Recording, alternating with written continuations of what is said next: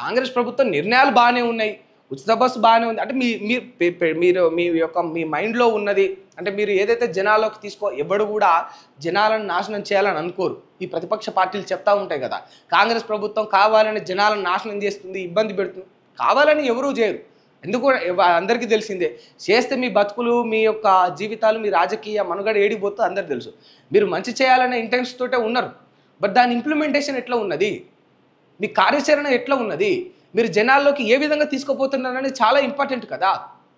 రైతులకు నిజంగా రుణమాఫీ అనేది చేయాలన్న ఇంటెన్షన్ ఉన్నప్పుడు నో డాటా ఫౌండ్ కింద కొన్ని వేల మంది, లక్షల మంది రుణమాఫీకి నోచుకోలేకపోయారు. నో డాటా ఫౌండ్ కింద ఎర్రర్ అని చూపించింది వాళ్ళందరికీ కూడా. ఇప్పుడు వాళ్ళందరూ కూడా వాళ్ళ అప్పులు తీరనట్టే కదా, వాళ్ళ రుణం మాఫ్ కానట్టే కదా, కాలేదు కదా. ఇప్పుడు మీరేమో ఏం చేస్తూ ఉన్నారు, ఎక్కడ పోయినా కూడా రైతులకు రుణమాఫీ చేసినామని చెప్పేసి క్రెడిట్ మీరు పొందుతూ ఉన్నారు. మరి అవ్వని రైతుకు ఈ వార్త చూసినప్పుడల్లా ఎంత బాధ అనిపిస్తుంది. వీడికి నేను ఓటేసింది పోతుంది, వీడిని ఎన్నుకుంది పోతుంది, ఈ పార్టీ గెలవాలని కోరుకుంది పోతుంది, నేను ఇన్ని చేసిన అన్నీ పోతాయి, వాటి నాకు అనుకున్నట్టు రుణమాఫీ నాకు చేయకుండానే బయట చేసేసిన అని చెప్పి క్రెడిబిలిటీ పొందుతుందని చెప్పేసి ఆ రైతుకు ఈ వార్త చూస్తే ఎంత దుఃఖం అనిపిస్తుంది. ఏముంటుంది, గట్లాంటి రైతులే కదా మనోవేదనతోటో లేకపోతే బాధలకు కుంగిపోయి ఊరేసుకునేటోళ్ళు. కాంగ్రెస్ ప్రభుత్వం అన్ని మొదలు పెడుతుంది, కానీ అన్ని సగం సగమే చేస్తూ ఉన్నది, పూర్తి స్థాయిలో చేయట్లేదు. పూర్తి స్థాయిలో చేసుంటే ఇవాళ రైతులు రోడ్లు ఎక్కరు, ఇవాళ రైతులు వాళ్ళ వడ్లు కొంటలేరు, వాళ్ళ యొక్క పంటలకు సరైన గిట్టుబాటు ధర వస్తలేదని వాళ్ళు బాధపడరు. తెలంగాణ ప్రభుత్వం ప్రగతి పథంలో ముందుకు దూసుకుపోతా ఉన్నదని ముచ్చట చెప్తా ఉన్నారు. ప్రగతి పథంలో తెలంగాణ ప్రభుత్వం ముందుకు దూసుకుపోతా ఉందంటే గతంలో కేటీఆర్ గారు కూడా గిదే మాట అన్నారు, కేసీఆర్ గారు కూడా గిదే మాట అన్నారు.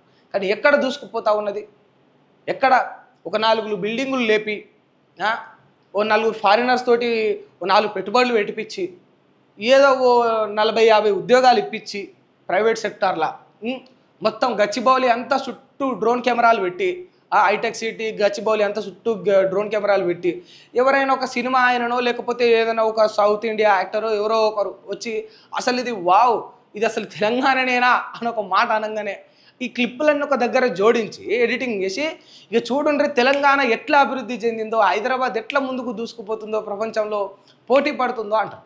ఐటీ సెక్టార్లో ముందుకు పోవచ్చు, 4 బిల్డింగులు ఇక్కడ ఎక్కువ లేచి ఉండొచ్చు, హైటెక్ సిటీ గచ్చిబౌలి అక్కడ భూముల యొక్క రేట్లు పెరిగి ఉండొచ్చు, ఇవన్నీ కాదనండి.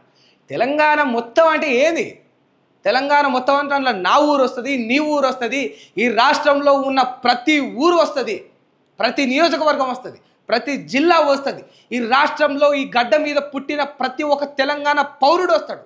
వాళ్ళందరి జీవితాలు మారినప్పుడు, వాళ్ళందరూ అద్భుతంగా సస్యశ్యామలంగా సంతోషంగా బతుకుతున్నప్పుడు, వాళ్ళ జీవనానికి ఒక అర్థం ఉన్నప్పుడు, వాళ్ళందరికీ ఒక సరైన ఉపాధి ఉన్నప్పుడు, అప్పుడు ఈ తెలంగాణ ప్రగతి పథంలో ముందుకు పోతున్నట్టు. 4 రాజకీయ నాయకులు ఎదగంగానే, ఒక 4 కంపెనీలు పడగానే తెలంగాణ ముందుకు పోతుందంటే అది అసలు సరైనదే కాదు. డబుల్ బెడ్రూమ్లు కడితే కేసీఆర్ ఎంతమందికి వచ్చినాయి,